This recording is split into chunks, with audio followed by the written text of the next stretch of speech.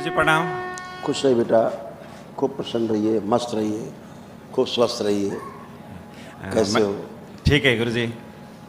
जो मैं अभी जो बोलना चाह रहा हूँ वो भी नहीं हो रहा है क्योंकि बहुत था बोलने के लिए। बहुत था। बहुत हम था। दिखाते हैं, ये बहुत कुछ था, ये सब नष्ट हो गया। हम बताते हैं क्या बोलना था। डिप्रेशन, बाइपोलर डिसऑर्डर, हत्या आत्महत्या के विचार आना, गॉल ब्लैडर निष्क्रिय हो गया था, एसिडिटी होना, कॉन्स्टिपेशन, कूल्हे में सड़न, आंखों में धुंधलापन, एक्सीडेंटल स्मृतियाँ थी, किडनी जो है श्रिंक हो रही थी, यूरेटर में सूजन, कामुक विचार आना, श्वास फूलना, बुद्धि बंधी हुई रहती थी, सर्वाइकल में ट्यूमर्स बन गए थे। सही है, लग रहा था ऐसा ही होने वाला है। और बेटा अगर आप दरबार नहीं आते तो आपका एक पैर कटता। दिखाएं कैसे? ऐसे एक पैर आपका कटता। देखो क्या हालत है। जी, सुबह सुबह जब मैं संकल्प किया उसके बाद में वो दर्द भी हो गया। अब सब नष्ट हो गया। जी। ये सारा स्मृतियाँ सब नष्ट गया। नहीं तो इधर पूरा फीमर से, यहाँ से हेड से, ये जो आपका हिप बॉल है इधर से वहाँ से लेकर के पूरा ये सब इधर आपके धीरे धीरे इसमें हिप जॉइंट में भी आने लग गया था। जी सारा खिंचाव ये सब दोनों तरफ, एक पैर में ज़्यादा एक में कम। नर्व सूख रही थी, चलने में थकान आ जाता था। जी ऐसा सब था।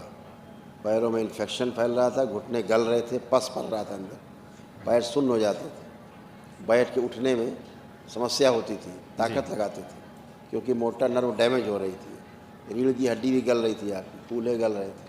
अभी ये सब फिनिश है। अभी सब अच्छा। ब्रेन में ये ऐसा लगता था, एक आंख में बहुत कष्ट आता था जी, ऐसा लगता था धुंधलापन आँख फूट जाएगी, ऐसा था। ये हिस्सा पूरा फटा हुआ था सूक्ष्म में, इसके कारण ऐसा होता था। एक आंख बिल्कुल जैसा लगता था फूट जाएगी, नहीं बचेगी। हाँ जी गुरुजी, मैं कल तक मैं चश्मा भी पहन रहा था। अभी चश्मा मैं पूरा देख रहा हूँ अभी। अब साफ साफ देख पा रहे हो। साफ साफ देख रहा हूँ, लेकिन थोड़ा दूर का उतना धुंधलीपन है अभी वो भी इसलिए दिखाएं। ये आपके आंखों का चित्र था, आगे कर दो। ऐसा था, जी नर्व सूखी हुई थी।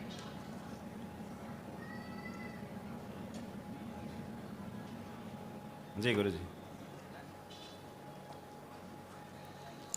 कभी कभी बहुत तेज दौड़ने का मन करता था, जी रेस।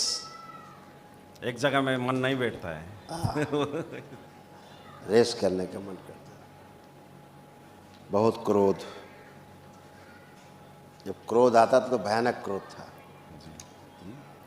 ऐसा क्रोध आता था भयानक, तो सब नष्ट हो गया। और आत्महत्या करना चाहते थे।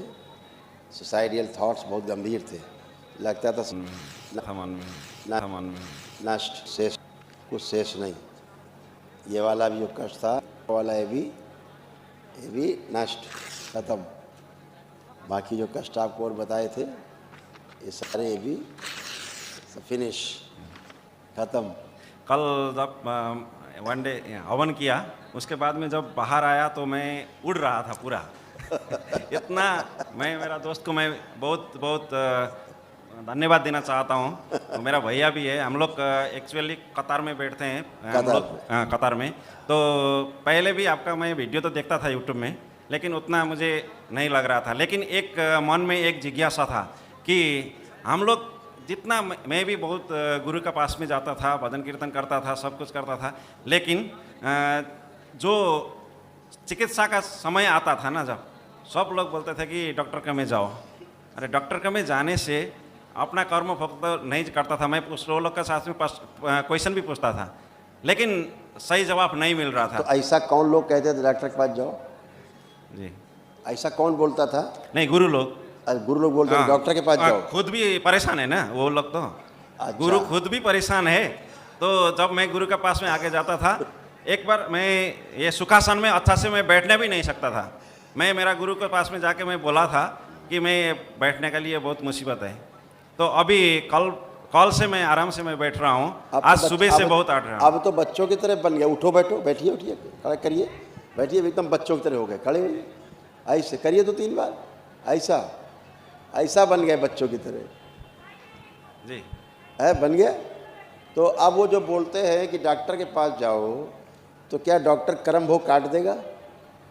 उसीलिए मैं बार बार वो लोग के साथ में प्रश्न पूछता था गुरुओं से गुरुओं से, कि लेकिन सही जवाब नहीं मिलता था। लेकिन आपको यूट्यूब में वीडियो देखने से, और दुर्गा थापा भैया है इधर ही, उसका बहुत बहुत मैं मुबारकबाद करना चाहता हूँ, धन्यवाद देना चाहता हूँ कि आज इस दरबार में मुझे उसी ने लेके आया है। और गुरु माँ के और बाबा का जो मैं संकल्प करता था पहले कतार में बैठ के भी, वीडियो देख के आप जब लाइव में करते थे उस समय में, उसी समय से मेरा जो दिमाग में चेंज पूरा आया था, मेरा विचार में चेंज आया था। तो मैं घर में पूरा आदमी को साथ में, परिवार का साथ में मैं बात किया, मैं जा रहा हूँ। मेरा माँ, मेरा फादर और बीबी बच्चों के लिए वो लोग सुनना नहीं चाह रहा था। जब ये हो रहा था तो मैं एक बार संकल्प किया, मंगलवार का संकल्प किया, तो मेरा पास में, क्योंकि बहुत अच्छा मेरा गया, भी चला गया 2-3 में मैं 2-3 जगह इंटरव्यू दिया।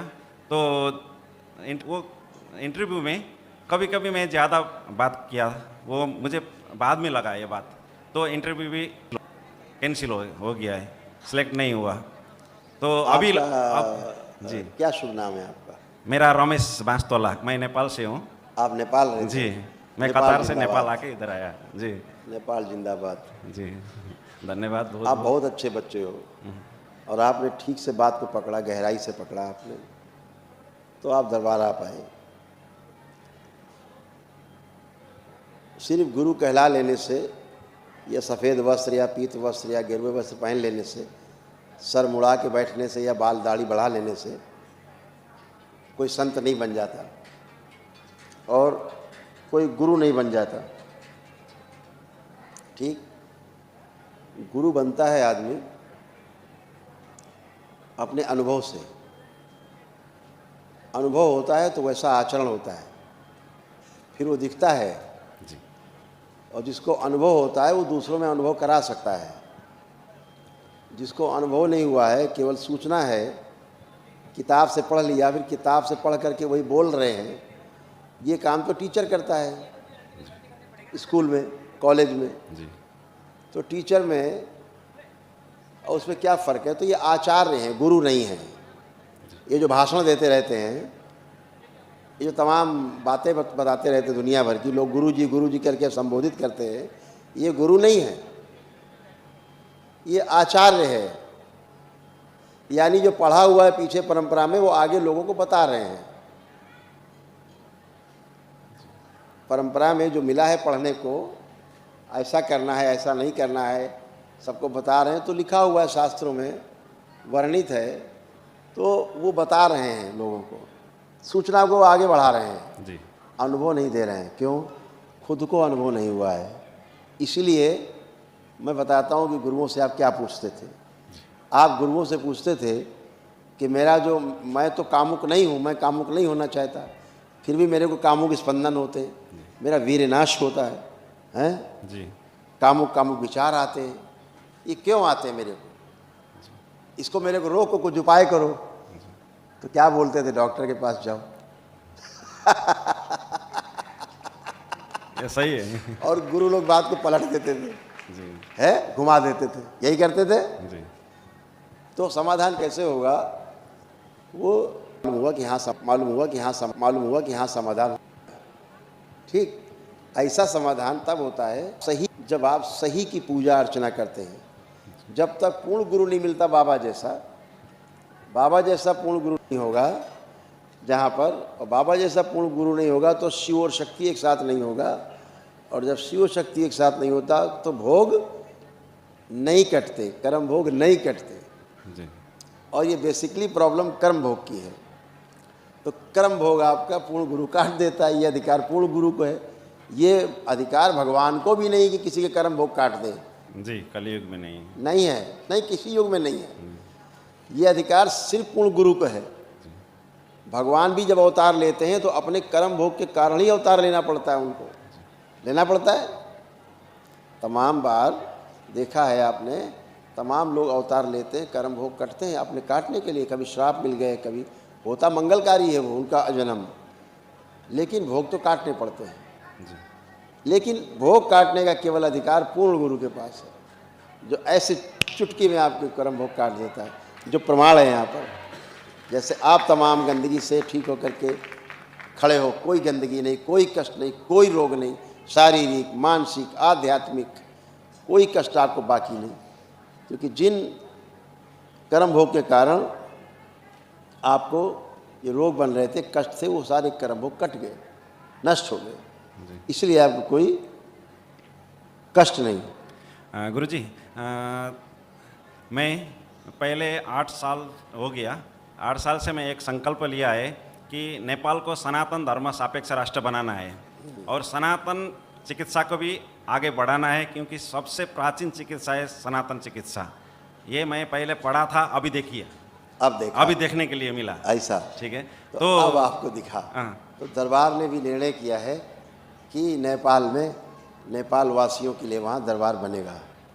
हाँ, वहाँ से बहुत आमंत्रण है। बहुत नेपाल के जो निवासी हैं, दरबार के शिष्य हैं, बाबा के भक्त हैं, वो भी चाहते हैं कि उधर ही बने दरबार, पशुपतिनाथ में जी बनाने का बात हो रहा है, मीटिंग हो रहा है, मीटिंग हो रहा है, चल रहा है ना। हाँ, मेरा भी बात हुआ था। हाँ, तो सभी जो अच्छे अच्छे लोग हैं, जो अच्छा चाहते हैं, शुभ चाहते हैं, कल्याण चाहते हैं अपना और अपने देश का भी, तो वो चाहते तो हमारा पूरा दरबार का पूरा सहयोग है। दरबार तो साथ है ही, सब कर पाएंगे, वहाँ के लोग जिम्मेदारी संभालेंगे और दरबार बन जाएगा, शक्तियाँ खुल जाएंगी, लोग आएंगे ना ऐसे पद यात्रा करके, दंडवत यात्रा करके, और ठीक होते जाएंगे।